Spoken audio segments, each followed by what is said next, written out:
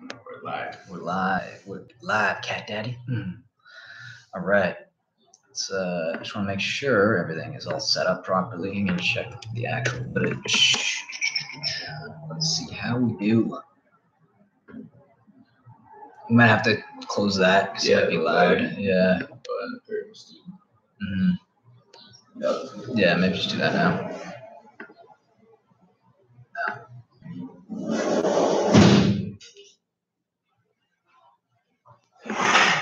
Cool. That looks good.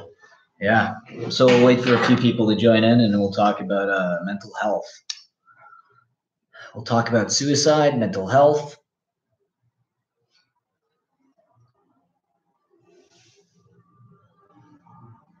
Yeah.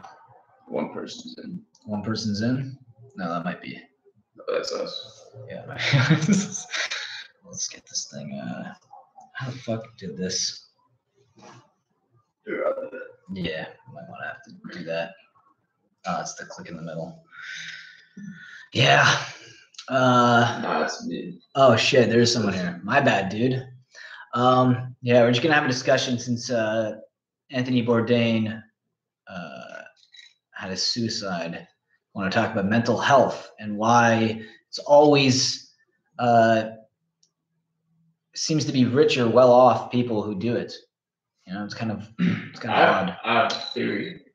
Yeah. Okay. What's your theory? Let's get into your theory I have a first. theory about society. Like, it's all focused on helping poor people and minorities and stuff. When, like, that's what most people's sense of meaning is. They're like, oh, we gotta help the underprivileged and shit. But it's like, and then so many people are doing that you leave out meaning for middle class people. It's like, what do you do once you're middle class? What's your meaning gonna be then? Like, we've gone over the underdog meaning of like the underprivileged so much. It's like we also need meaning for like rich people and for middle class people. It's like, what if you can't really have a functioning society if there's nothing of meaning to do once you're at that level.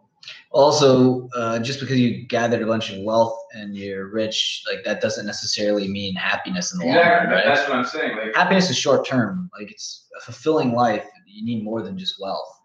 Yeah, and that's what I'm saying. Like, people will be like, "Oh, you're privileged. You have money and shit. So shut up and don't complain." There's black people and they have problems, so you can't complain, bro. That's how our society basically is. Yeah. And, there's no meaning for people once you're at a certain plateau. Then just no one really gives a fuck about you. Like, oh, poor you. Why don't you go wipe your tears with some money? And it gets kind of hypocritical because what they say is like, oh, Western capitalist society is corrupt. There's like money shouldn't be the meaning of life. There's so much more meaning in life than money. And then it's like but then they call people privileged and don't care about their feelings or pain at all when they have money. It's like, oh, well, you have money. What do you have to complain about? Like, we just said that there's a lot more to life than money, but when people have money, you don't give a fuck about. Yeah, it's kind of there's a bit of hypocrisy there, but also the funny thing is, the more poor you are, when you do look at people who are wealthy and you assume that they have happiness, a lot of the times, like, they do have happiness, though, which is why suicide to me is so baffling. It's like, Poor people? Yeah, no, I mean, like, rich people when they commit suicide, because, like, if I had, like, purpose, like a good career and a lot of money, I definitely do think that would add to my mental well-being. Like, I can't see having a good job and a decent amount of money, not like so much money to the point where I don't know what to do with it. If I did that, I have to, donate a lot to charity or create my own, company or business, because I feel like when you've amassed a certain amount of money, you almost have a moral responsibility to give back to your community, not just like donating money, because that's essentially just giving welfare to people. Like, to actually build something else in society, to have run a company, a business or something where you can employ people and give them a good salary and a good job. I think it's a moral responsibility if you're rich. So if Anthony Bourdain was filthy rich, I hope all the stuff that was happening, I hope that was like, he was paying all the cameramen, all that stuff. He's creating a job for writers and everything, not just, using that money for whatever purposes, sitting in a bank, just gathering interest, not really helping out people in that sense. I don't know. Not that I think people should just. I don't think people should just give people money. I think they should give them purpose. They should, give people jobs when they need it because they have the wealth to be able to do so. Like I said, isn't depression considered a mental illness? Like it's not really in your control. It's not really in your control to not be depressed, which is why a lot of people end up feeling. I mean, I could. Yeah. I don't really. I think that's kind of bullshit. Like the idea that it's a mental illness. Like, what does that mean? It's not like cancer. It's not a clear-cut illness. I think it's a natural human reaction to shitty conditions. It's a deconditioning state. It's normal. And I don't know if people just need. No, I very agree. Natural to be depressed. I agree. There's a lot of things in life to be depressed about. I think yes, it is. Depression seems to multiply when a lot of people are fixated on it. Like when people are like end up being martyrs when they commit suicide, and the media almost glorifies it, and it makes people like kind of almost want to wallow in their self-depression and be like, oh man, like I'm depressed, and they kind of start thinking about it. It's like they love being sad in a weird way. And I mean, he also left a daughter behind, which is really messed. Like if that's not enough to keep you living, that you have someone dependent on you, not just dependent on you. She was young and she was dependent, but also like that should give you enough purpose in your life. You have a career, you have a child, and you're still fucking like that depressed and you want to end yourself. Like, I'm sorry. Like, I'm not like, I don't want to like say anything bad about Anthony Bourdain because I actually did like his show, and the Toronto YouTube channel that I have was basically inspired by his show, The Layover. That was one of the reasons why I wanted to do it. But also all these people killed themselves. You just mentioned Robin Williams, and then I thought of the Linkin Park guy. All killed themselves, and they all also live in LA. And they have all had some kind of connection, except I don't know about Robin Williams, but some kind of sexual deviancy, conspiracy. They've all had some kind of connection with that. Like Bordeaux's wife was like one of the first people to accuse Weinstein or whatever of rape or whatever it is. Yeah, and he actually had a bunch of stuff on Instagram of her speech, and she mentioned that there is some people in the audience that are still a part of it, and like they awkwardly all clapped, like because they obviously want to like support her, but at the same time they're like looking at each other like, "Fuck, do we have to kill someone?" Like, it's actually pretty dark. A lot of it's not even really a conspiracy because this is. I mean, I'm not saying he was murdered, but if you really look at what the world that he was involved in, his girlfriend was one of the first vocal accusers of Harvey Weinstein, and he openly criticized Hillary Clinton about kind of winking that she knew about a lot of this stuff, and there is a lot of accusations about the Clinton Foundation potentially.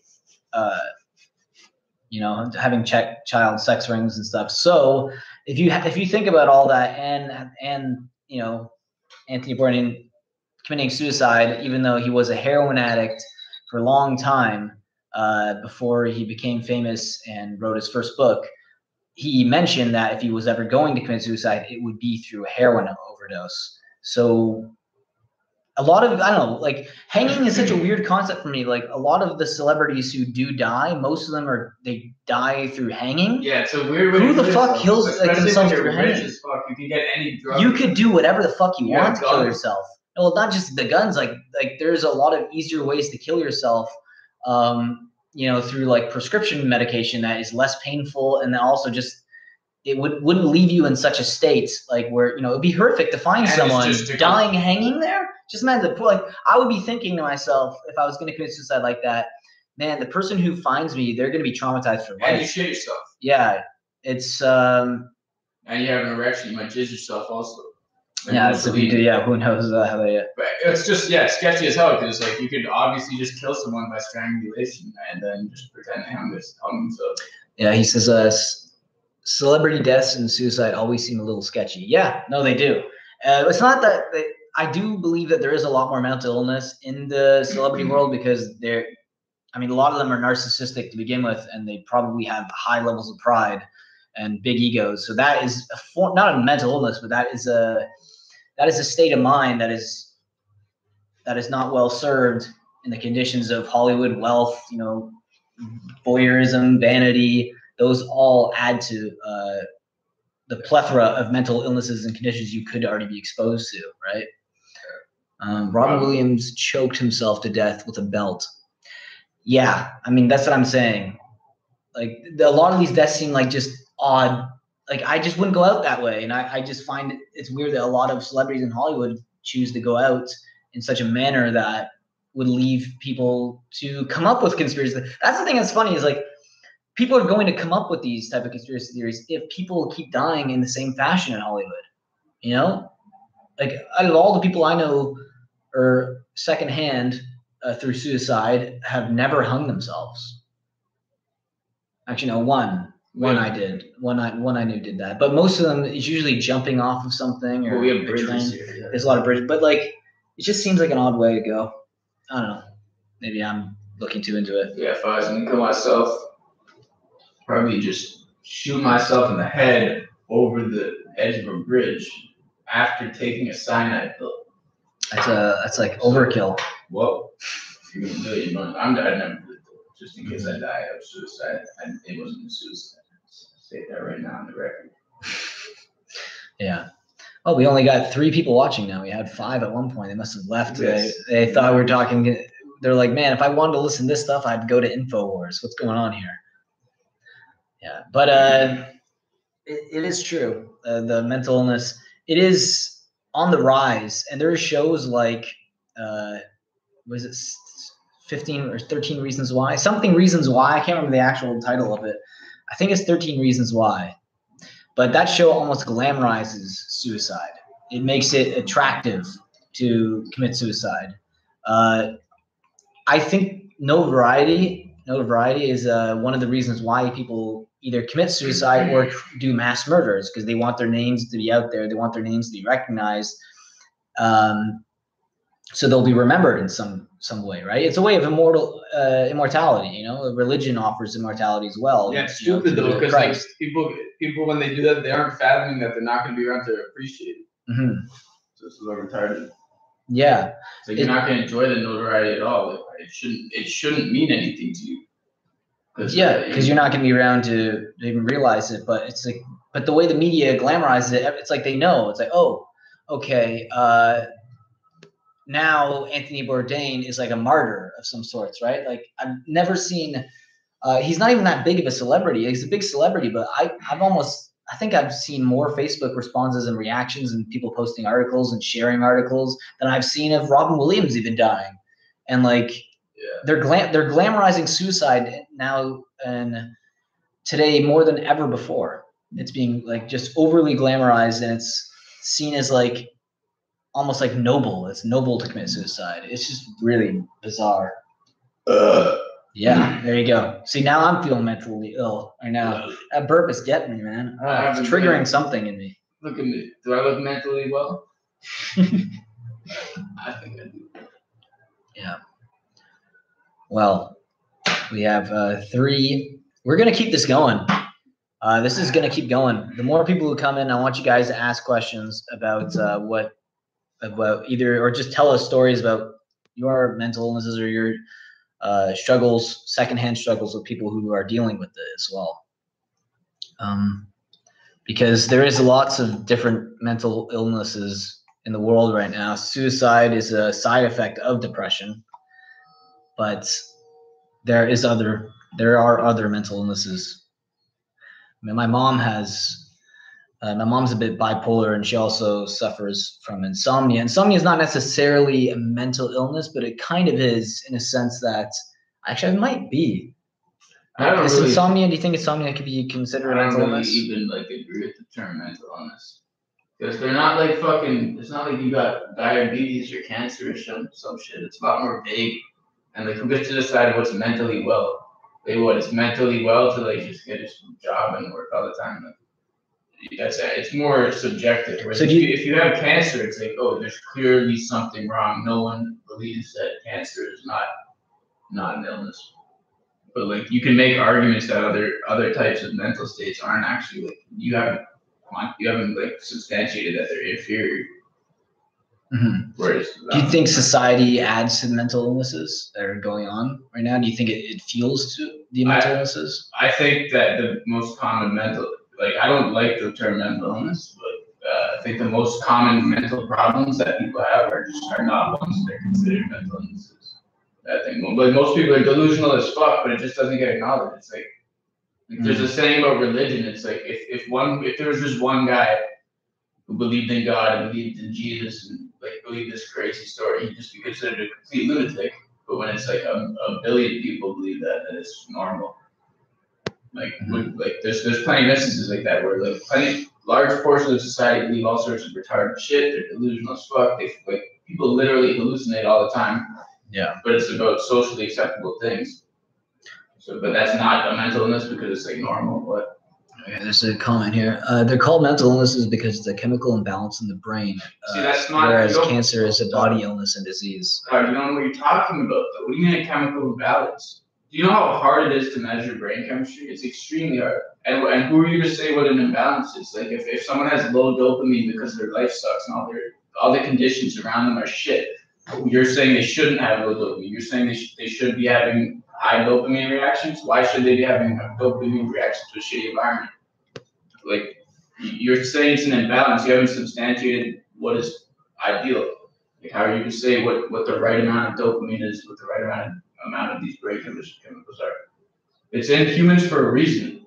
If depression and these so-called mental illnesses didn't help humans survive throughout history, they wouldn't exist because all the people who had them would just died off. The fact that they're in existence shows that they're not completely useless. That's how they wouldn't be filtered out through evolution. And you can get deeper into that. Like depression is more. I can make it racial a bit. What is it more common? Depression and autism and shit like that is more common and a lot of like neuroticism is more common in like white people or East Asians, and there's the argument that can be made that like that kind of depressive lifestyle was necessary to survive winter throughout our evolutionary history. And it's more common people in Neanderthal genes and Neanderthals were adapted to winter. It makes sense. Yeah. That's definitely a theory that I have never really heard. But when it comes to the chemical imbalance in the brain, it is hard to be measured, but because chemicals can influence things in your brain, like a drug does create a chemical balance in your brain or imbalance, right? So I guess there's like a scale you could use. When you say imbalance, though, like the drug makes your brain do something with the chemicals that are already there. Like it makes you have like a lot of the dopamine and serotonin is already in you. Right, but that's already in our brain. Like our brains are finely tuned organs that have evolved over a lot of time, so they're probably meant to have periods where they release a lot of serotonin. Like you're supposed to just release that in an appropriate happy moment of your life when you achieve something, but a drug just releases it. Just because you took the drug, but it's not necessary. I wouldn't say it's an imbalance. Like, it's not a wrong state that we had. Like, it's just you're supposed to just gain that through more natural means, but it's not like an unnatural state. Because our brains are like that. There's everything in our brains it's evolved like that. But I mean, everyone who commits suicide, it's not always depression. Some people commit suicide for financial reasons.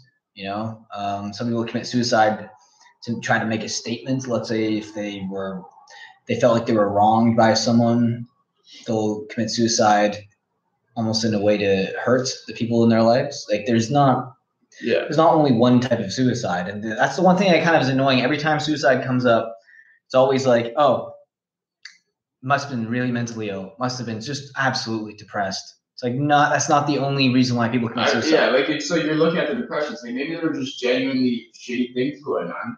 Like why you to point to the depression, it's like that just seems illogical. It's like if someone's angry about something, they're making a point. You should be like, "Ooh, this guy is experiencing anger. He's experiencing anger." Like, you're not going to pay attention to what he's saying or what the conditions are, the context of the anger is. Like, that's how we look at depression. No one looks at the context. It's kind of retarded. Yeah. Well, yeah, the thing about suicide as well, when it comes to like the mental illness aspect of suicide, which I guess is the most commonly used form of suicide is through mental illness and depression, is that it doesn't seem like a feasible option. Like, I mean, especially for Anthony Bourdain, we can go back to Anthony Bourdain. He was 61 years old and he had a daughter. I mean, he wasn't like deathly ill with cancer in his like 70s. He was 61 years old, relatively healthy from what I've seen. And he takes his own life because he had a lot of mental illnesses, apparently. I mean, he was addicted to heroin a long time ago, but that doesn't necessarily mean that later in life he's going to choose to end his life. He's been divorced 2 times, and this was his 3rd wife or serious girlfriend who was raped by Harvey Weinstein. And there's just something off about it. Like, I know mental illness is a thing and he may have been depressed, but there's still something off about it. Like, we can delve into the whole conspiracy theory aspect of this again if we really want to. But essentially, she knew things, and it would be because she's spoken publicly already about Harvey Weinstein. If they were going to look to make a message to people to shut up and stop talking about this, they wouldn't have. They would have went for someone like Anthony Bourdain, obviously. Yeah, it might have been. He also worked for CNN. Come on. Maybe it would have been too obvious if they went for his wife, because she openly talked about it. Yeah, like if her wife ended up like hanging somewhere, there'd be a lot more people questioning it and thinking. And that's more of like a mafia type threat, right? Like, you can threaten one person's life and say, "Oh, if you reveal these secrets, we're going to kill you." It's like a lot of people can just go, "Well, fucking kill me then." But if you threaten that you're going to kill their families, then that's a different matter. Like, people are more likely to be like, you know what, I'm going to sacrifice my life for this cause, but most people won't sacrifice their family's lives. So that might be like, that it could be it's like a killing to send a message there. Mm-hmm. No, that's usually a way of sending a message. I mean, I don't think it. I don't even know if it has anything to do with Harvey Weinstein as so much as it has to do with Clinton. Have you seen some of his tweets about Clinton? Do you want me to show you some of his? Yeah, he made a bunch of tweets about her. Do you want to see them? Here, I'm just gonna show Glenn the tweets about that Anthony Bourdain had to say about Hillary Clinton.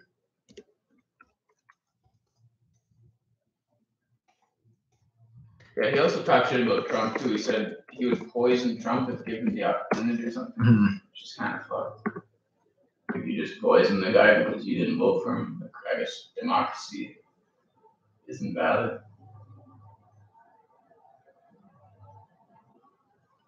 I like how what comes up first is Alex Jones. Well, he mentioned it too. Super male vitality. Well, apparently, yeah. So Anthony Bourdain said Hillary Clinton was shameful, and now we learn he supposedly hung himself. Let me say, I will never commit organized Clinton side. All right. Well, the hell is? I want to see his actual tweets. I don't want to see Alex Jones rephrasing them. Oh, here. This is what I think I've seen before. This article here. Yeah. So this is in October 12th. 2017, he says, and I have to say, Hillary's interview with Fareed Zakaria was shameful in its deflection and its disingenuousness. Know what Hillary Clinton is not? She's not stupid or unsophisticated about the world. The Weinstein stories had been out there for years. Yes, there's some sketchy shit. That's sketchy shit. He's connecting them too. That's what I'm saying, man. This is, he might have committed suicide, but there is another side of the story you can listen to. And he put another tweet out, mindless Hillary hate aside, this was a terrible response to questions about a friend who's been tormenting women for decades. I have met Hillary Clinton. I liked her. I admired much about her. This interview was a real disappointment. And please, this is not about blame or equivalency. My feeling, this is a lot. Like he's talking about Clinton. But this is a lot about connecting her to Weinstein. That's there's a connection right there between Hillary and Weinstein, which is not. There's another tweet. Where is it? There was one interview he did. His last interview, he talked openly in his last interview. One of the last Anthony Bourdain's interviews. You can find it on YouTube, but he talks openly about people who are afraid to say things for the fear of losing jobs or social repercussions in the industry.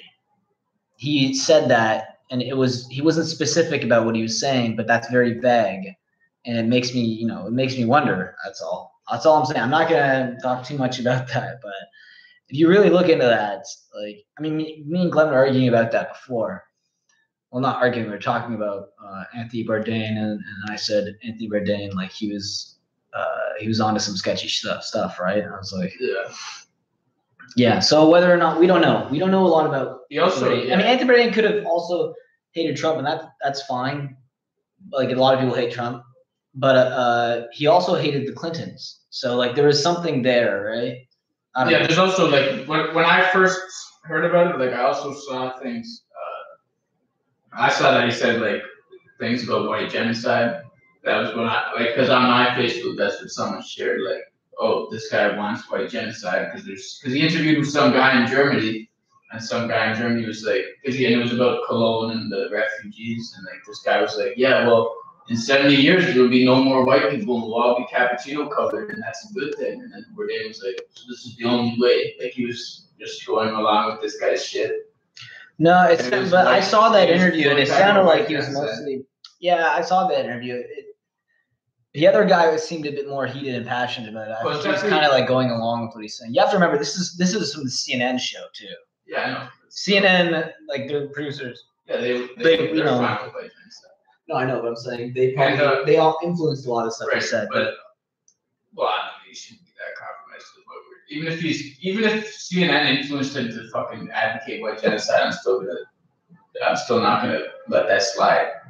But anyway, like I also like the David Duke, whatever, the former leader of the KKK, was also angry at Bourdain for that. So that's another possible conspiracy. Like, do you think he might have? It's possible. Like the KKK were angry at him because he was promoting some anti-white shit. So it's also possible that if we're looking at suspects for who could have killed him, the KKK might have killed him. It's possible like they had beef with him because he promoted white genocide. Well, I don't know about that. Well, I doubt that theory. Yeah, I doubt that theory. There's a lot more connections to the Weinsteins and yeah, no, I agree. Clintons I agree that the Weinsteins is more likely. But either way, we're talking more about conspiracy theories when we should be talking about the mental illnesses. There seems to there's not a lot of comments. I'm surprised there's not a lot of comments about mental illness. There's not a lot of people. Well, there was 5, 4. It keeps fluctuating between 5 and 4. Stop leaving. Yeah, but we need you guys to engage in the conversation. Daniel Vids, hey guys, hey Daniel. So Daniel, anyone else in the comments? Do you guys suffer from any form of mental illness that has been prescribed by a doctor? Right, we got 5 people. If no one leaves, then we'll be good. No one leaves. People get joining and leaving. Yeah, keep joining and leaving. That's the way it is. I mean, this isn't a very compelling live stream, and this is not the best quality camera. I'm not playing. I'm not playing any video games or anything like that to keep people engaged. A lot of these, the stream keeps freezing. The stream keeps freezing. Is it your internet? I don't know. Is your internet slow? Let me see. My internet is Poland. Oh, if the stream keeps freezing, I can understand why people would leave. Audio keeps going out. Audio. Whoa, really? Wait a minute. When we're talking about Weinstein and conspiracies, the audio tends to go out? Maybe that's why it's fucking weird. It is censored by not just that. Maybe they're onto us. So we got 6 Dude, maybe I'm going to die from hanging tonight. No one leave, because the government is watching this, and they're censoring us, and they're censoring us because we're woke. Yeah, if that's true, if the audio keeps going out. Hold on, is the audio going out for anyone else, or is it just this guy? Because it might just be this guy. Because that's kind of odd. Someone else is left. It's probably just your internet. Mine's being good for a whole stream. Yeah. Okay. Yeah, it might be just his internet then. But if anyone else has mental illnesses that they would like to discuss, I was diagnosed with some I guess you can call it a mental illness. It's ADD or ADHD. I was diagnosed with. That's attention deficit hyperactive disorder. So they did tests when I was a kid, and they said it was some of the worst they've ever seen. Like they said it was like some of the worst. That's what the doctor actually told my mom, and they prescribed me this medication that actually was killing kids. The medication that I was prescribed, it was giving kids heart attacks, and that was what I was on for a while. Which is kind of messed up that they're giving kids medication that was equivalent to methamphetamine just to make me focus in school. That's pretty odd. But I don't know if anyone else. That's probably the most diagnosed form of a mental illness of any sort is ADD and ADHD. All right. Anyone else here got any comments about mental illness that they'd like to discuss? We can talk about all sorts of mental illnesses. That have you suffered from any? Have you been diagnosed with anything? You've never been diagnosed with depression or anything like that? I definitely have had depression. Yeah, but were you ever diagnosed? Did you ever have to take prescription medication for it? They have offered me it, but I didn't want to because I didn't believe I had mental illness. I believed that I just was reacting to a shitty environment. Okay, yeah. I would never take it. Well, you could be with that. That's obviously what depression is. Yeah. It's not. I know. The whole phrase of chemical imbalance. I do. And mental illness. Yeah, I do agree with Glenn to a certain extent that is overstated, and I don't think that that's the best way of describing depression. Depression definitely has to do with surroundings as well. Although in third world countries, maybe we don't hear about it as much. Maybe that might be why there's not as much suicide. Although there is suicide bombers in those countries, but that could be just another way of mental illness too, right? That could be another way of depression. Well, if you never really had a chance to do shit with your life, then you might not be that depressed. But if you had a glorious opportunity and you fucked up, then you'd be more depressed. I don't know. Or like if it's out of your hands, if you're living in Africa, the fate of the world is like a bit out of your hands. You might not care that much. But if you're in the Western world and you're just seeing like the complete opportunity for everything for us to like take the world in a good place, and everyone's just shitty and immoral, that might be more depressing than living in Africa. I don't know. Also, Africans might be less genetically predisposed to depression. You think that there could be genetic? Yeah. Really? Well, there's genetics. Yeah, it definitely plays a part in depression. I know mental illnesses can be like people with Neanderthal DNA are more prone to depression. And that it kind of makes sense because Neanderthals are basically cold adapted humans who adapted to like northern conditions. They would have had to survive winter, and part of surviving winter would be like just huddling down in a fucking cave and not doing shit for long periods of time. So like it's kind of a depressive state. Whereas like in Africa, it's not the same conditions. Daniel says, "Hey, what did you guys eat for dinner?" I didn't eat dinner. Yeah, it's in Toronto right now. It's like 3:44, so dinner has not been served yet. We have not had dinner yet. But are you leading to that food could actually cause some states of depression? Because I know eating a high saturated fat diet could lead to depression as well. What you eat is very important for your body. What did you eat last night? I ate steaks. Last night I had lobster grilled cheese. I had a rare steak and at a birthday dinner. I barbecued myself and it was very rare. Okay. Anyways, let's go on. Yeah, but food could also leave you in depressive states. Yeah, my theory on depression is that it's just a natural deconditioning state. And if you're eating unhealthily, you shouldn't feel shitty. I think it's a good thing you feel shitty. It's a sign that there's something wrong. You need to change your diet, or you need to change your environment, or whatever it is. It just seems like a natural deconditioning state. Yeah, I can see that I used to eat horrible, and it's always made me feel like shit. But now I eat a lot healthier. Totally different feeling. Yeah, like if you eat a lot of like vegetables, and not a lot of red meat, you'll actually feel a lot better. Not a lot of red meat, bro. Well, okay. Only not, red meat. No, yeah, I don't know. Well, okay, mostly vegetables though. Vegetables and fruit, it actually will increase endorphins, and they'll actually make you healthier. Not only that, when you feel good and you look good, you actually it'll help your mental state. Like if I'm working out and I'm eating healthy, and every time I go to brush my teeth in the morning or I take a shower and I observe my own body, I'll feel a lot better about myself, right? And it'll add to your mental stability and your mental state. But if you eat terribly, eating lots of high fats, high sugars all the time, or artificial foods, you are going to feel worse about yourself every time you look in the mirror in the morning or whatever, and take a shower. It'll add to your potential and mental illness you could have. If you're in a depressive state and you look like shit and you feel like shit, it's going to be a lot worse. Yeah, I still don't like the term mental illness though. It's just like you don't have fucking cancer. You don't have brain cancer or some shit. It's not an illness. It's like it's just. So you think everyone is essentially has mental illnesses? I don't agree with the term because like an illness is what we call like a quantifiably improper thing like cancer or like diabetes. Like like a mental, like you're depressed, it's a completely different thing. I don't know if I agree with the term. It's like mental illness. Like what is the mental illness?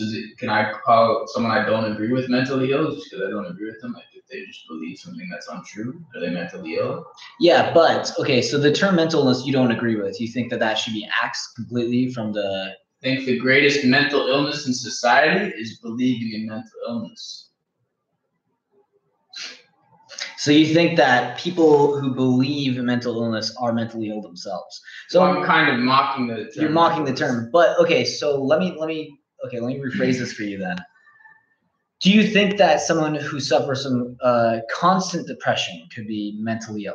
Like, I don't like the idea of calling it an illness because it's like you're acting like it's like some random thing you just have. Like you have like diabetes or some shit. No, it's like if you're depressed all the time, there's probably good reasons for it. You're doing something wrong.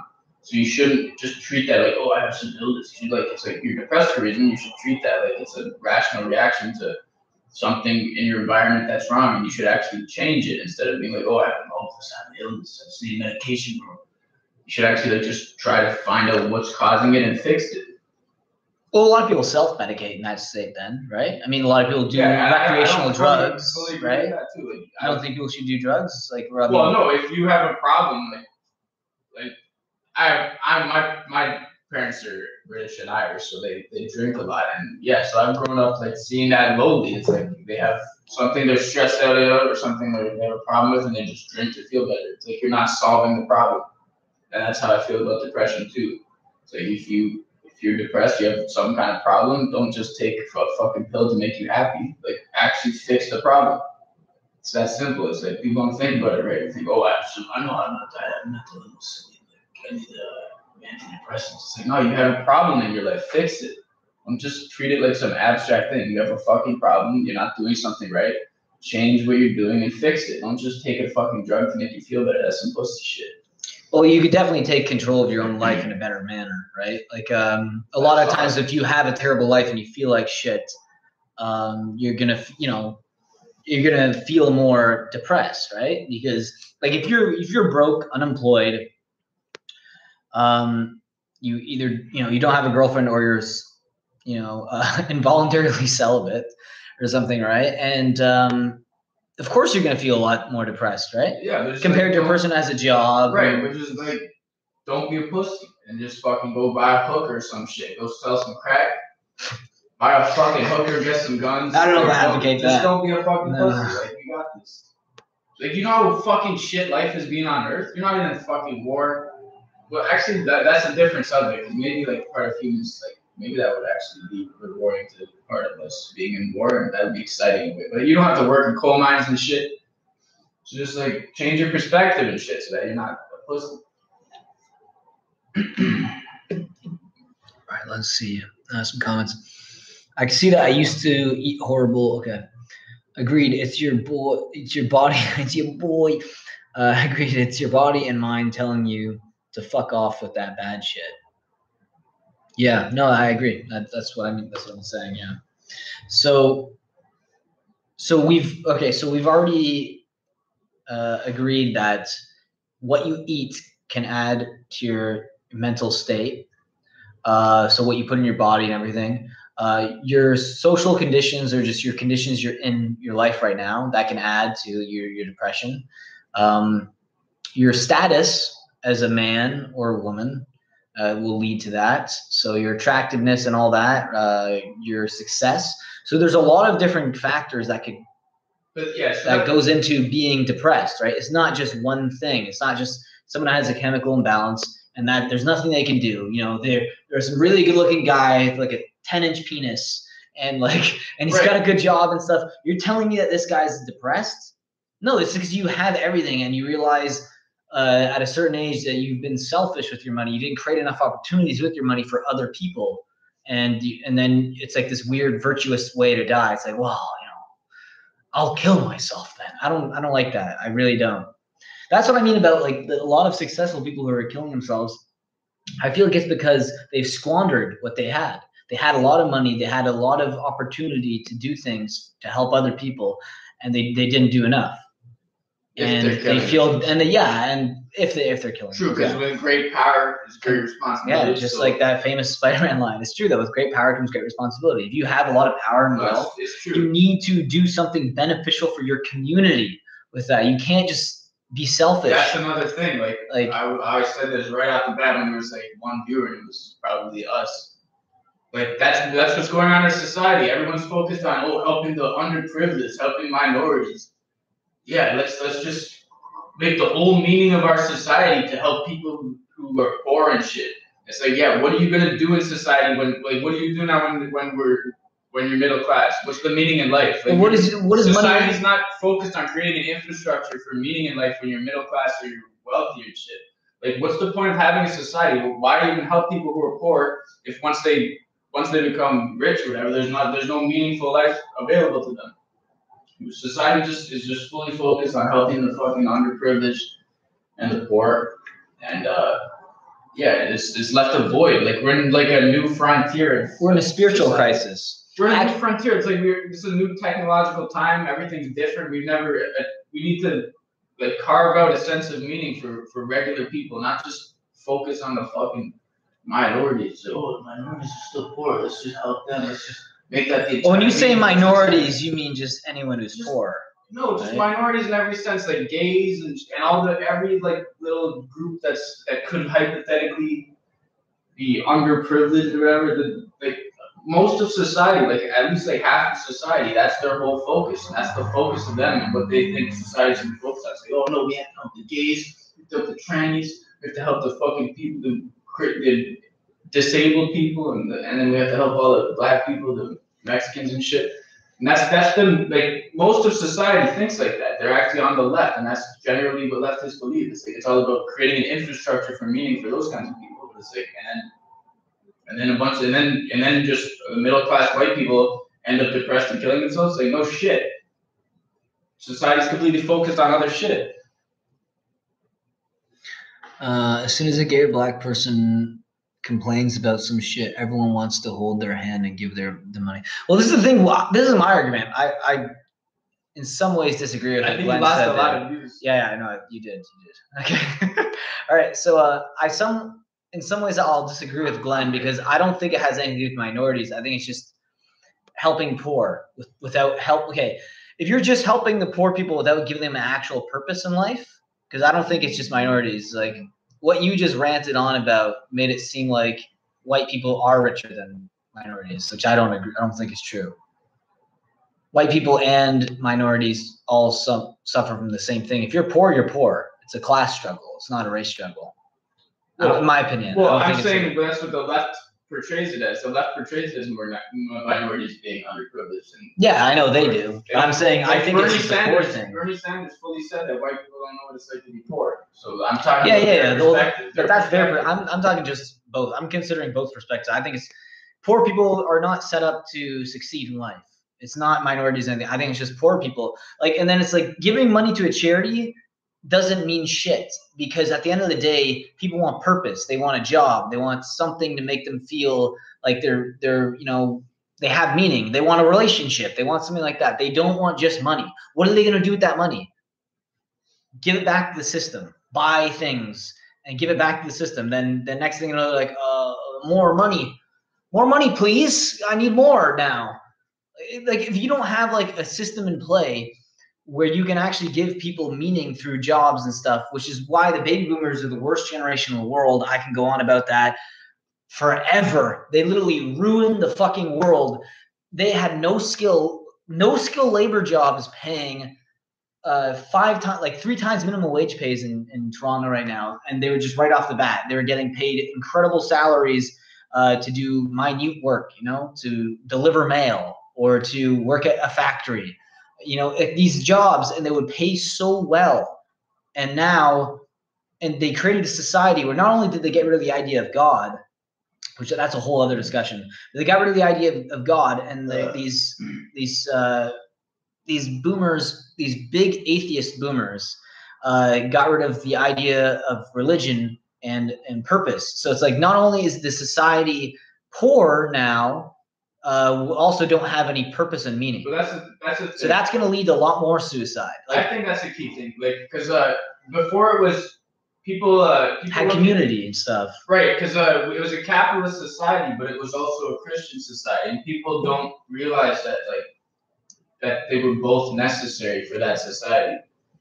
Like people look at capitalism and they're like, oh, look at all these rich people hoarding money. It's like no one, and then they attack capitalism. But that's also immoral. Capitalism being run. Right. It's immoral for them to hoard money if they're not. Yeah. Because no one ever said that capitalism was it. All you need is capitalism. All you need is free market, and then everything will sort itself out. That's never been what people advocate for capitalism. You need morality intertwined with it, and it used to be Christianity plus capitalism, and then it was the sum of functional society. And now there's capitalism and there's no Christianity, so that's why you see a lot of shit associated with capitalism. Why is Glenn's voice echoed and Matt's voice completely fine? Because he is a robot, and I'm really here. Let's see if I just. You know why my voice is echoed? Is it better now? Because of my ethnicity. No, because he likes the clothing brand Echo more than he likes Fat Farm. That's why. No, it's because it's just brackets on my voice, bro. Yeah. Well, there's more space. Like, there's a wall closer to where I am right here on this side. I don't have shit side, on and his side, there's a lot more space open. But either way, we can get back to. I think that's the most interesting part about mental illness in society now is like people are like, why are people so mentally ill? Well, I don't know. You destroyed God. You destroyed the society. You ruined the economy. Why is everyone so depressed? True, but we can't go back to God because the reason. I know. No, once you destroyed God, that's it. Yeah. No. Well, think about it. The moment God was destroyed, like when they built Christianity up for thousands of years, like 1,000 or 2,000 years, roughly around 2,000 years before communism started coming. Communism was actually a factor after religion was destroyed, right? Was it Jung or Freud said? I can't remember. I think it might have been Freud. He said religion or God is dead, and once God is dead, communism was risen, right? Because it's like, well, now it's like there's nothing immoral about killing someone who has more money than me now. They have more resources, and if there's no punishment for my killing him, why don't I just do it? It's completely rational at that point, right? So like, how do you get rid of God? And then the economy's gone, dude. If the economy crashes, I'm telling you right now, there'll be mass murders on a scale you won't even freaking believe. But you can't go back to Christianity like it was before though. Like the reason God died. Nietzsche, yeah. The reason God died, the reason religion fell apart is because of actual correct science about evolution and shit. So you can't just go back now. There's no going back to the old school Christianity. No, once we can form some kind of new shit that where we just look at Christianity a certain way, where it's like we have some respect for it.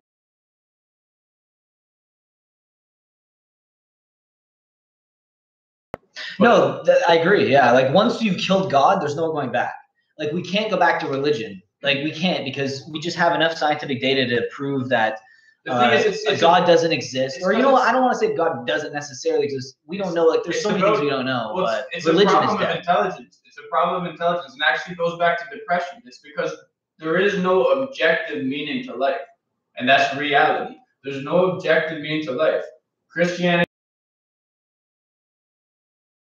But there's no real objective meaning, and that's what Christianity filled. It's like because there's no reason for anything, and our society is largely based on Christianity. People don't even realize it. It's like the idea of even respecting the truth. It's like people like, why should you even respect the truth? Like, people take it for granted. It's like, most people think that, yeah, if something's true, it deserves respect. But like, even that is an axiom that isn't objectively substantiated. Like, there's no objective meaning, there's no objective reason to even respect the truth.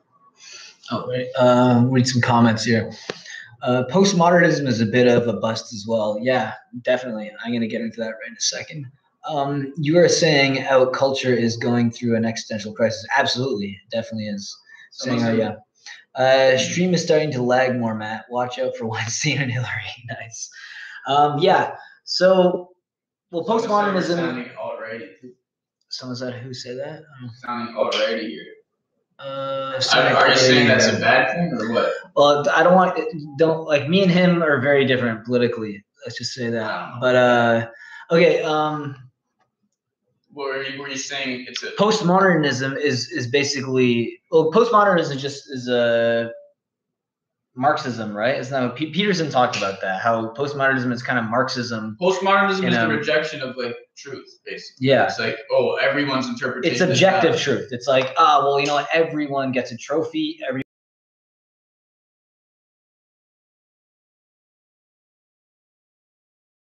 Which is leads to chaos, right? That leads to a destruction of order, and it creates it's a good. Yeah, Glenn's got a knife. It's a mental health stream. It's a mental health stream, yeah. But you guys better not leave the stream. Twas joking. Yeah, he was joking about the alt-right thing. I know, but like, would it be wrong if I was sounding already? I don't even know what that means. Like, I don't know why you'd want to put a label on yourself to be. To be honest, I don't like that shit. I don't like labels. So what is actually when alt-right? See, I always assume like terms like that are more sensible than they are. At first, when I heard the term alt-right, I thought it was like people who used to be on the left that then became conservative because of how retarded the left became. And I'm like, oh, that's a kind of a good term. Alt-right is a blanket statement. I don't know what alt-right, like, do you have to personally identify as alt-right to be in it, or is it just like, does it have an actual categorical definition? Some extreme populist. Is that what alt-right is? I don't know. Alt-right is populist? My idea of it is it's an alternative right that takes race very seriously.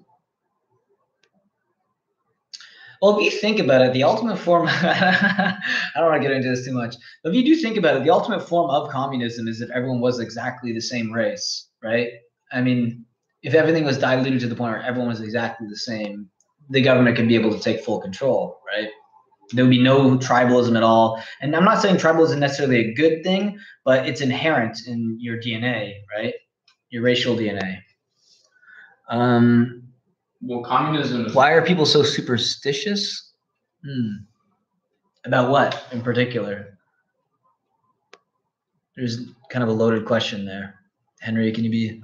when it comes to religion. When it comes to religion. Right. When it comes to religion, it's like, I think it's just like not having certain answers and not knowing certain things. And it's like, that's just the kind of shit that happens when you don't know what's going on. Like, when people pray to God, or like when the God phenomenon happens, it's usually when people are missing certain truths that they can't grasp, so they're like hopelessly asking God, and God represents like the fact that truth exists. It's I don't know, it's complicated, and then when people don't have the truth, it's like they don't know how to get to it. That's why the scientific method is probably the best solution for that. But when you don't have that, it's like, how do you find the truth? Well, try random shit, right? Science isn't always explain everything too, right? Like science has gotten so far right now that and then with philosophy, well, at least most philosophers have destroyed God, and then once God is dead, science leaves a big void that people have to fill with something, right? And now people are filling with materialism and vanity. See, but even science is based on an axiom. Even science is based on it's a religion in a sense, because it's based on the unsubstantiated objective meaning of respecting the truth. But that's not an objective meaning. It's like, why does someone have to respect the truth? That's a belief. That's a religious belief. Yeah, Henry's saying that maybe people like it for the comfort. Yeah, of course, there is definitely comfort in religion. A lot of people but this is the problem that I have with a lot of people who are religious, is that the main reason they became religious is because of fear. You know, it's like the God-fearing man. people are just so afraid of death that they become religious, and that is kind of like that's the wrong way about being religious, in my opinion. I like the way Jordan Peterson is, like the way he's religious in his Christian identity has nothing to do with the fear of God.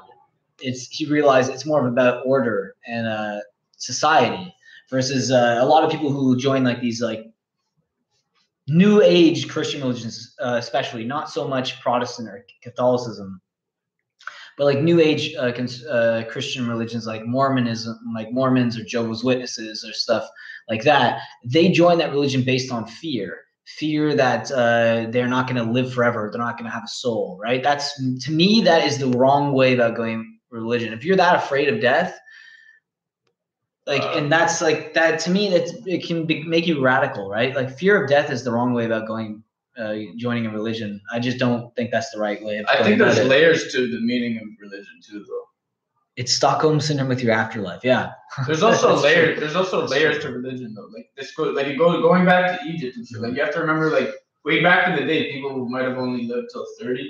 So like if there was some kind of valuable knowledge, you might have to layer it in like child level stories so that it could be passed on, because you can't expect every generation to reach the level of intelligence to grasp it. So I don't know. Like when it comes to like hell and heaven and shit, like yeah, there's the believing in it literally, but I'm not sure that's the actual meaning of it. Like, because there is kind of like if you do follow the like general religious tenets, like the Christian tenets, you will actually create like a better world. And that's kind of like an eternal rule. So I kind of like look at heaven and hell like that. And if you just completely are sin in the ways that religion lays out what sin is, you will actually create a shitty world, which you could call hell, and that's kind of an eternal rule. But maybe you can't explain it to everyone like that, or else they'll be like, well, that's not going to affect me. I don't know. I think there's underlying, like, it's not just purely the literal meaning. Mm-hmm. There's more meanings than just like the literal meaning. And because look what came out of Christian. You can't ignore what came out of the Christian world. Like we created a better world. It's like, oh shit, it's kind of like the religion fucking said, if you do all this shit, you follow Christianity, you're gonna live in heaven. And it's like, and they kind of did create heaven. Oh, they kind of created heaven on earth. Science and modern medicine, like the best civilization ever. It's like, oh, you kind of did create heaven. So maybe there's something to that. And then when you abandon religion, the communists did that, and they kind of created hell, right? So it's kind of, there is some kind of deeper meaning there. It's not just purely literally believing in fire and shit and heaven in the clouds. No, there's deeper meaning. Like it goes back to like Egypt, right? Like in Egypt, they had fucking the basic shit child level meaning where they literally believed in like these half animal, half humans.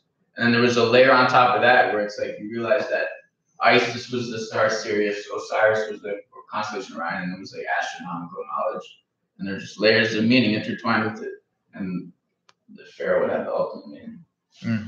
Let's see, there's a comment here. Are you guys both atheists or agnostics or agnostic atheists? I guess a bit of both, so I'd be an agnostic atheist. I'm actually a Gnostic. He's just straight up agnostic. I'm agnostic. Agnostic? I'm Gnostic. Can you just maybe describe that term? I have to reveal my secrets, bro. Okay, I want to know. I've never heard of that. Okay, so yeah, he's right actually to list agnostic atheist as a category because they are separate things. Atheism and theism is about belief in God. So a theist is someone who has a belief in God. An atheist is someone who just doesn't have a belief in God. They don't necessarily say there is no God. That would be a Gnostic theist because the word Gnostic means someone who has divine knowledge. So agnosticism and Gnosticism is, and the A prefix just means a lack of. So Gnosticism is about divine knowledge. So agnostic means a lack of divine knowledge. You just admit that you don't have divine knowledge. And then theism and atheism is about belief in God and a lack of belief in God. So they're separate. One's belief, one's knowledge. So they are separate, and you could be an agnostic atheist, or an agnostic theist, or a Gnostic atheist, or a Gnostic theist. And I am a Gnostic theist. So it's just another term describing the same thing then. It's not the same thing. No, like, I mean, you're saying that essentially you believe that there could be a God. No, I don't believe there could be a God. I believe I have divine knowledge that God quantifiably exists. I don't even consider it a belief. Oh, so you do believe in God? I wouldn't even say it. Yeah, but my idea of God is different than what most people I still consider it God. Interesting. I used to consider myself an agnostic atheist, though. Yeah, that's kind of where I'm at right now. Like, I mean, I'm open to the idea of there being a God because there is a lot of unexplainable things in this universe that science hasn't yet been able to prove. But at the same time, logically, of course, the biblical texts don't really make too much sense. But when it's put in a way, in a structure of ways that you would be able to see there is meaning behind what is said in the Bible, and there's proper ways to dictate yourself in life and in society, then you understand the religious text a little better. But yeah, obviously, when you take religious text at face value, that's complete bull crap, obviously. I'm not sure about associating breaking tradition with communism. Wait. I'm not sure about associating breaking tradition with communism. Being analytical about what traditions still serve functions and what does not is important. Comparing, not breaking. Sure, I'm not sure about associating. He's saying postmodernism is not necessarily communism. You're breaking of traditionalism. Oh, you're saying what earlier when I was talking about when you get rid of religion, communism rises from that. Really? Why? Why don't you believe that? You don't think that you get rid of the traditions of because I think he probably wants to do unto others the way you do on with communism. Right. No, there is a correlation. Like it's not necessarily. Yeah, like you're probably an atheist and you just don't want to like associate yourself with communism, and you don't believe that your form of atheism will lead to something like that necessarily. No, it's no, yeah, that's more of like the intellectual atheism. But it's true, like yeah, like definitely, like because you can't just maintain old traditions for forever. Like we have to move into the future, but there's definitely a correlation between. It's not a causation. I'm atheist and capitalist. So. Right. Okay. Right. Right, but that's okay. But it is causation actually because when people became atheists, like there was an axiom where you were supposed to respect the truth. That's like it's somewhat religious. Like you're an atheist, but you believe in science, though, right? Science is there's a religious element to science because it's like science is based on respecting the truth, and you use logic and the scientific method to achieve the truth, right? But it's not an object. There's no objective reason to do that. That's an axiom. That's a faith type thing. Like you have to, like, who are you to say that it's good to adhere to the truth? That itself is not an objective. Like there's no objective reason to adhere to the truth. Like you can list a bunch of ways that it's beneficial, but overall, there's no objective meaning to life, and that's not an objective position. It's an axiomatic position. And that's what, and that correlated with Christianity because Christianity, like Jesus, was known as the truth. So there is an actual connection between science and respecting the truth and Christianity. Like that's an axiom. Mm-hmm. And then when communism destroyed the axioms, they didn't feel as much of an obligation to actually adhere to the truth because they questioned the objective meaning of that, and then they formed untrue positions. And then they destroy society. Yeah. Well, what I'm saying is, I just think that usually the breaking down of traditions is the precursor to communism, which leads to genocide. That's what I think.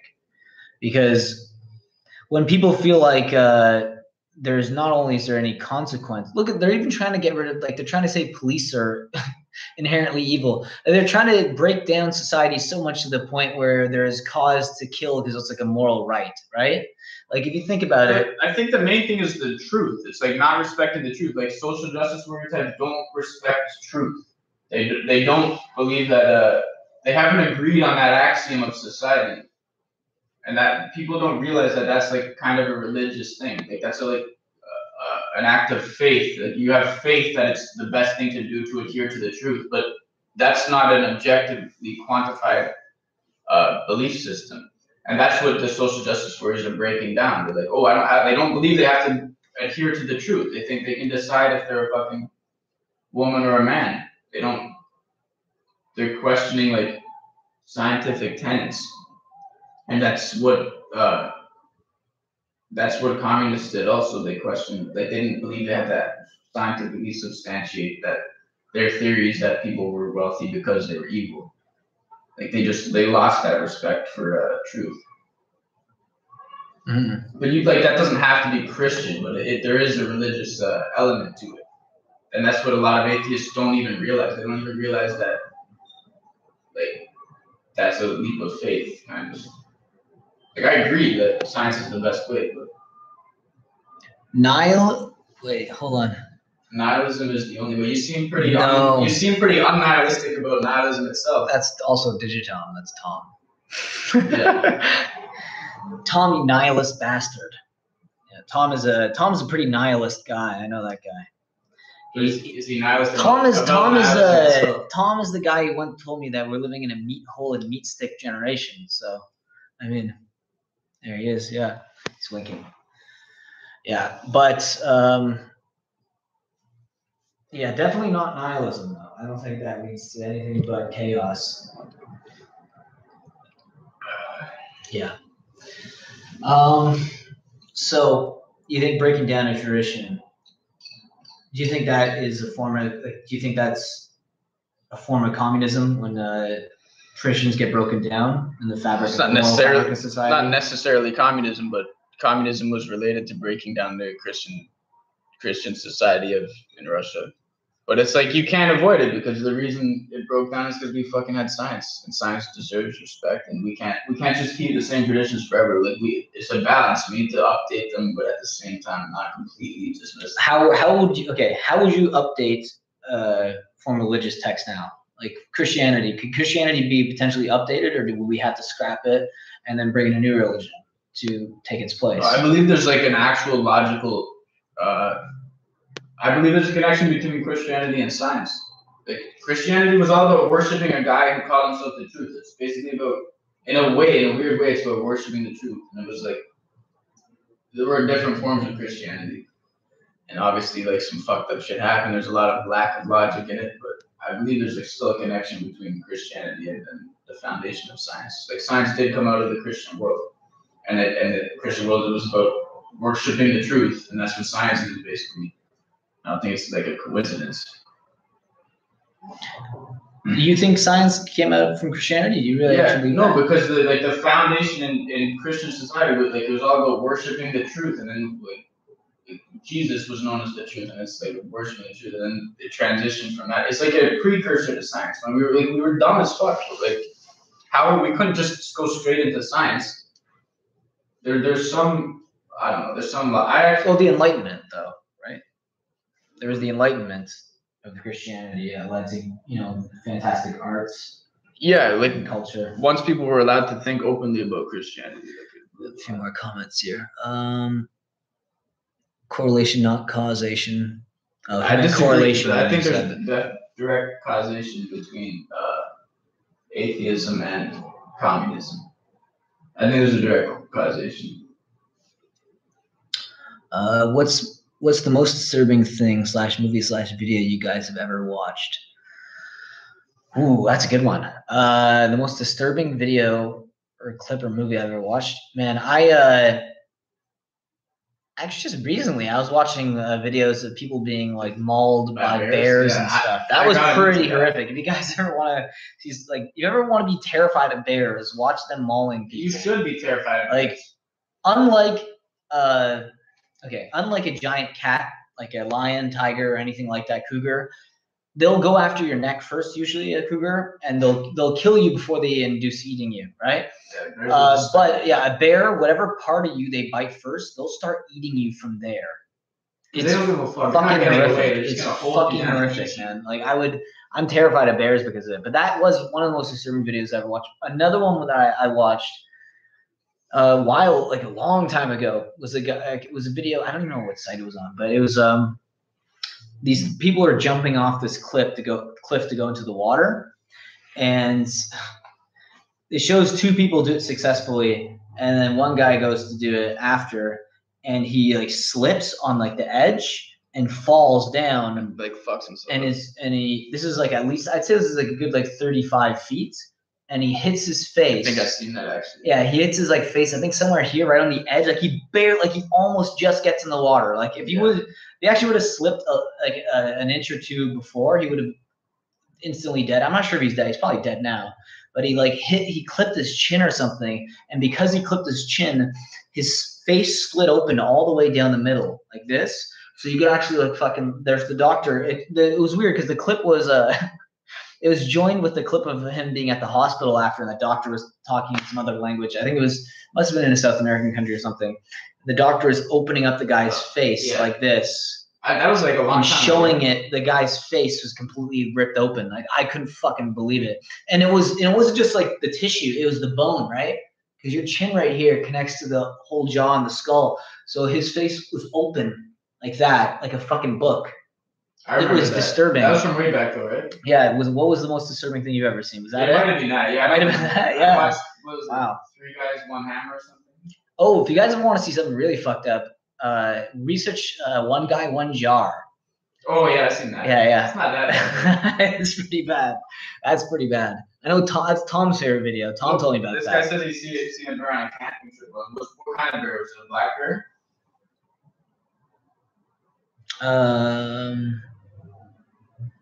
Yeah, fuck bears though. Like, fuck even risk camping. Like, if there's bears in the area, why? Yeah, I don't know, man. To be honest, I have a big respect for bears, but also a larger fear of them now.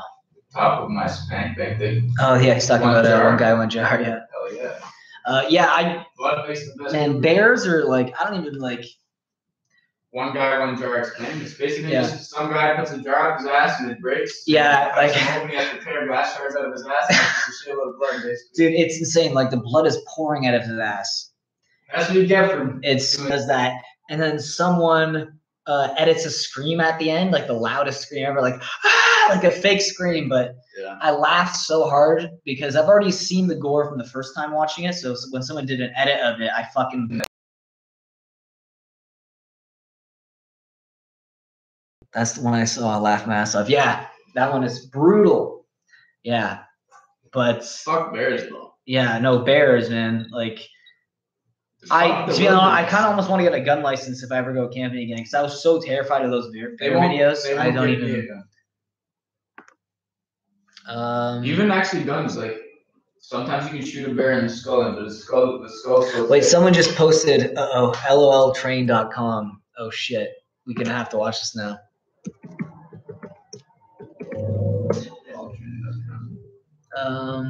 Whoa, accept risk. Someone just give us a phishing website. Okay, let's just say. Click here to view. It's not. Oh, it's just engaging. Oh, what the fuck? I've already seen this, bro. Dude, what the fuck? Man, what the hell, dude? What the fuck was that? That was disgusting. I mean, it wasn't like this. It was just like gay shit, but like that's stuff that I don't like. Don't really want to watch. So you guys know Meadsman? Yeah, the guy was camping with owned a gun and scared it off by shooting in the air, laughing at us. Was it a black bear or what kind of bear? Yeah, if it was a black bear. Black bears. The saying is, if it's black, fight back. If it's brown, stay down. If it's white, good night. Yeah. If it's a polar bear, you're done. There's like, even if you're shooting it, you'd have to shoot it like multiple times to be able to take it down. They're almost purely carnivorous, and they just will eat anything too in the fucking Arctic. It was black. Polar bears are monsters. Yeah, they are. That was funny. The video that everyone was getting all sad about with the polar bear was really skinny, and it was like heart reacts, and sad reacts. It's like, dude, go visit the thing. It'll rip your fucking head off. Polar bears are completely carnivorous. All they do is eat meat, unlike humans, where we're more prone to being vegans or vegetarians or omnivores, right? Like humans are more like omnivores and vegans or vegetarians. Well, we're definitely omnivores, not. Yeah, but like bears are like polar bears are literally fucking carnivores. Like they're not like okay, like regular bears are omnivores. They will just eat meat. So you're talking about a complete meat eater, and you're like, oh, it's so sad. Oh, I want to go. I should go out there and help it. You're gonna be eaten alive. Like It's been like 6 years since I've seen that site. Still 4 dudes with roller skates laughing at stuff. Jesus Christ. Polar bears eating their young. Yeah, I've seen that video actually. A polar bear chases down a young cub and eats it. The mother's trying to stop it, and it eats its own cub. Yeah. Yeah, that's pretty insane. But everyone thinks they're all cute and cuddly. I don't see how anyone thinks it's worth it. Hey, meat is meat. Ha ha ha. Hey, Tom's a vegan. If anyone ever wants to talk about that, he is a vegan. So if you guys are talking about eating meat and all that, he is the best person to talk to when it comes to veganism and why it's healthy. In Norway, there is an island called Svalbard up north, basically the North Pole. There's a town called Longyearbyen, and there have been polar bears roaming the town. Yeah, we have that in Canada too. Like, not even that far from us. They're the same province in Ontario. There's Churchill, and that's what Churchill is known for. Mind if I grab a beer? Yeah, sure. Do you want one? No. Yeah, Churchill in Ontario is known for that. Just polar bears roam there at a certain season. Actually, in Churchill, everyone leaves their doors and their car is unlocked, so that if you see a polar bear, you can just run into someone's house or their car, which is pretty cool. I've never heard of that. Yeah, it's true. It's actually true. Yeah. Yeah, no, but fuck bears and fuck like dangerous animals. I don't see why anyone would ever go into those dangerous wilderness areas just so they can like BMX, bike ride, or camp. It's like, what's wrong with you? Yeah, the people like. How's it worth the risk, bro? You could get fucking mauled to death. How could that possibly be worth it? No, just recently there's people. I can't remember, it was Portland or something. They got eaten by a fucking. One of the guys got eaten by a cougar, a mountain lion, just recently. Yeah, you're telling me about that. Even I read about in New Jersey, some kid was eaten by not even a kid, like a teenager was eaten by a black bear. Even those things were fucking. Dude, we're not supposed people don't realize how dangerous some animals are. It's like, dude, leave them alone. Like, just get out of their animals. Like some animals, dude. It's actually a miracle when human beings decided to start eating meat. If you think about it, how weird is that? Because human beings we're such a low on the food chain. You know how weak human beings are compared to like almost every animal. Nah, like we used to be fucking rodents, and we eat other like shitty rodents and shit. I don't know. Yeah. Well, we used to do little fucking shrew creatures. We probably eat. No, we eat mostly fish. Bugs and shit. On the shore. That's what we used to eat as humans. When we started eating meat, I'm sure it was fish was the first thing we ate. No. Bugs and fucking little bugs? And like little rabbits. Bugs before that? Rabbits and shit. Before fish? Well, we're in our evolutionary. Well, this is why I say fish. Used to be fish. No, but this is why I think we ate fish first. Well, fish, that's what they do. Fish eat other fish. But right, I think we started.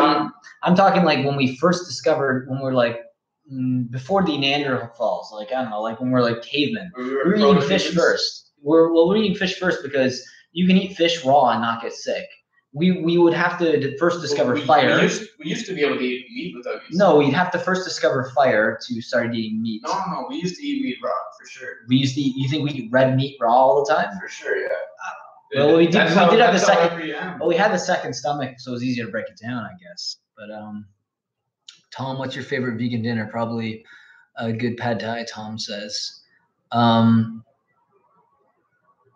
Our appendages. Hey, Tom, can I ask you a question? So you're vegan, right? So if a girl ate meat, would you still eat her ass? Hold on, sound effect for that. Tom, if a girl was not a vegan, she ate meat, but she had a sweet ass, would you still eat it?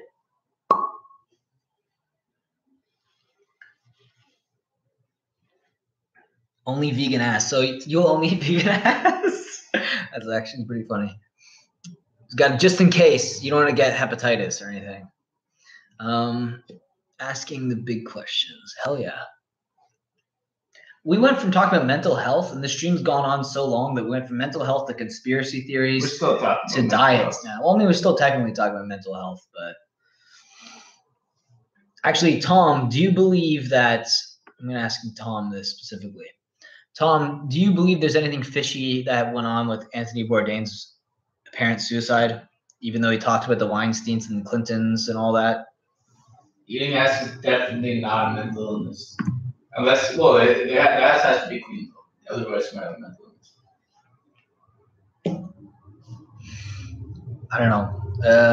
Eating ass. If it's fucking, there's different kinds of ass. If someone's ass had shit around it and you ate it, I'd say you would have mental illness. Yeah, I think that's definitely mental illness. I was talking about the term mental illness before, but that fucking qualified. Yeah, that's definitely qualifying.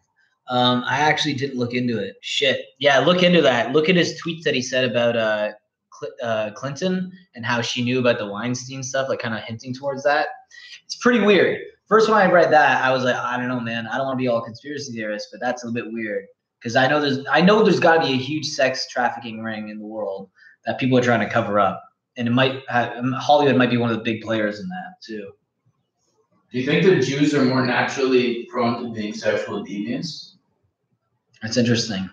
Why would your mind think that though? I don't know. It's kind of a stereotype. They're big in the porn industry. They're getting arrested for sexual harassment in Hollywood. Look at the Franklin cover-up. What is that? I'm gonna have to research that right now. What is the Franklin cover-up? Let's research that. Maybe you should make that small so we can look at both the chat and that at the same time. 1 sec. Franklin child prostitution ring allegations. Oh yeah, I've heard about this in Omaha. Yeah. Yeah, that's yeah. There's a bunch of subjects there. Yeah, that's a whole. Yeah, that's an omelet right there. Pedophile ring ran by CIA. They probably had a lot of Pizzagate reference there. Yeah. Man, like it's pretty weird. I just don't actually. What do you guys? I just don't understand. Let's have a vote. Let's have a vote. What should the age of consent be? Everyone put your age in the. Everyone put your age in the comments. What you guys think the age of consent would be? I'll go. Then you go. 17. I want to kind of wait for them to go. I think it's gonna be 17. Yeah. It's either 16 here. I think 16. You think 16? 16 is already the age of consent here. Is it actually? Yeah. I thought it was like 18. So we're 16. I think it should be 17. Although, see, I don't know, because kids experiment with each other when they're young. I don't know. It's weird. Yeah, it's weird. It's 16, 17, though, yeah. FBI is monitoring the stream. What? Whatever. Well, it's a weird thing. I'm not saying anything bad. The reasons we give for consent laws is that some people, they're too young to be able to make rational adult decisions, right? And then again, there's different intelligence levels. Some people, you could argue, are never old enough to make rational, intelligent decisions. And then there's some people with high IQ would be, able to at an earlier age. I'm not saying that justifies it. I don't believe that, but I mean, there's different intelligence levels. Yeah, of course.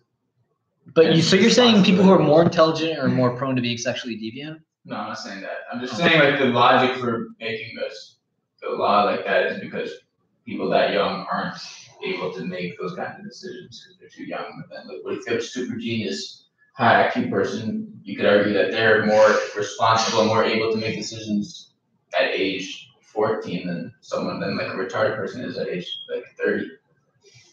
I don't know why I'm making that argument. I'm not trying to advocate for anything. I'm just gonna stop trying to make that argument. Yeah, I was gonna say I don't think that's a very strong argument towards it. Do it unless face. Yeah. So your face. Yeah. Yeah. That's what I said. It's a strange thing. We're seeing it with the Muslims in Britain. They hook up. Well, is the age of consent in it's different. Middle East? It's lower, isn't it? Yeah. Well, Muhammad married a 9-year-old. Oh, it's not. Ooh, guy. Ooh, let's not do that. I don't want to go to jail, man. Don't be talking about Muhammad, dude. No. That's obviously how things were for a lot of history. There was a guy actually in Toronto. There's a clip of that. There's a video of it. Some black Muslim in Toronto was just yelling downtown with a bunch of other Muslims that the age of consent should be once the girl reaches puberty. So in some cases that's 10 and 11. See, but how do you know? That's once they get the period. Yeah. Okay. So once they get the period, that's when that's when he drinks. According to that guy. Yeah. Wow. Yeah, he's Muslim. Because that's what the prophet. That's what their fucking prophet believes. So how can you not believe that? So in order to believe in a higher age of consent, you have to believe that the prophet is wrong. Like there's a connection between pedophilia and being Muslim. Well, I have a good question for Muslims. If anyone in the audience is a Muslim, which I'm pretty sure you're not, because I'm pretty sure you know what it is. Like, is according to Muslim principles, is it just generally acceptable to have sex with a 12-year-old because Muhammad did, or is that the ideal form of lovemaking because that's what Muhammad did? So he's the perfect man, right? Right, he's the fucking prophet of God. So like, how are you going to go against? Like, you can't go against him if you're a Muslim. You have to believe that he didn't do anything wrong. So you can't believe that that's wrong. That's directly contradictory to our values and our legal system. And like, it's actually having real negative results in Britain. Yeah.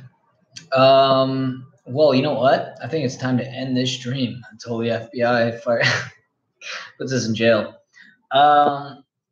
Okay. So thanks guys for tuning in. We'll do another stream next week. We're going to continue to try to once a week. We'll have a stream, we'll topic laid out. Before the next stream, I'm going to be releasing a review video of a film, one of my favorite films I'm going to do. So that'll be up on my channel before the end of this, or before next stream, I mean. This stream is going to be on Patreon, so anyone who isn't a patron, if you want to be a patron, you can come back, rewatch all these streams.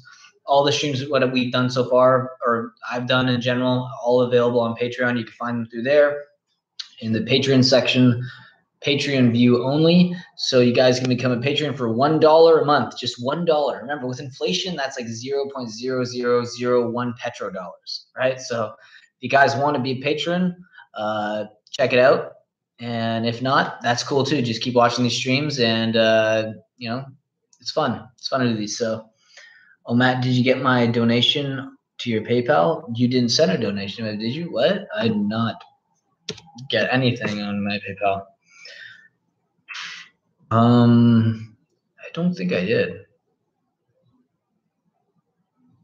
Nothing's coming up here. Let me just check. Is this? Let's check this now. I'm probably being trolled right now, so I don't even know why I'm signing my PayPal, but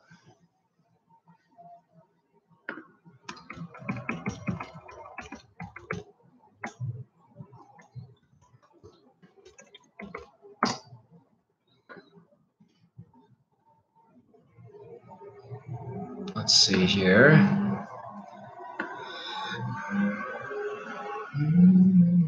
What's the most amount of views you ever got on one of these? Oh, cool. Nice. Yeah, I do see. Yeah. Okay. Yeah. Someone did donate $5. Oh, thanks, man. I didn't even know. See, I don't even check my PayPal. I literally don't even check my PayPal like ever. Thanks. That was awesome. Yeah. Donations obviously help. That's pretty sweet. Yeah. If you don't want to be a patron, that's probably a better option if you don't want to be a patron, because then you get kind of locked into a long-term contract.